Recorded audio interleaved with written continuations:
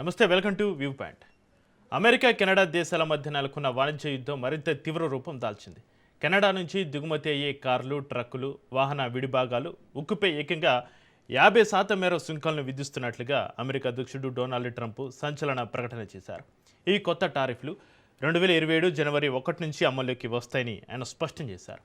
తమ దేశ వ్యవసాయ ఉత్పత్తులపైన కెనడా అధిక సుంకాలను విధిస్తుందని, దీనివల్ల అమెరికా రైతులకు తీవ్ర నష్టం వాటిల్తుందని ట్రంప్ ఆరోపించారు.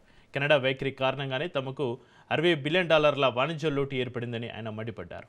ఇకపై కెనడాను ప్రత్యేక దేశంగా పరిగణించబోమని, వాణిజ్య వ్యవహారాల్లో ఆ దేశంతో కలిసి ముందుకు సాగడం కష్టంగా మారిందని వ్యాఖ్యానించారు. కెనడా వాణిజ్యంలో 95% వాటా అమెరికాతోనే ముడిపడి ఉందని, తమతోనే ఆ దేశానికి అత్యధిక అవసరం ఉందని ట్రంప్ పేర్కొన్నారు. అయితే అమెరికాలో తయారైన వస్తువులకు మాత్రం ఈ సుంకాల నుంచి మినహాయింపు ఉంటుందని ఆయన వెల్లడించారు. ఇరు దేశాల మధ్య ఇటీవల జరిగిన వాణిజ్య చర్చలు విఫలమవడంతోనే ట్రంప్ ఈ కఠిన నిర్ణయం తీసుకున్నట్లుగా తెలుస్తోంది. ట్రంప్ నిర్ణయంపైన కెనడా ప్రధాని మార్క్ కార్నీ తీవ్రంగా స్పందించారు.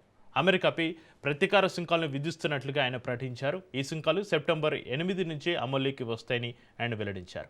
ఇప్పటికే కెనడాకు చెందిన $20 బిలియన్ విలువైన వస్తువులపైన అమెరికా 50% సుంకాలను విధించిన నేపథ్యంలో తాజా పరిణామాలతోటి ఇరు దేశాల మధ్య వాణిజ్య పోరు మరింత ముదిరే అవకాశం ఉంది.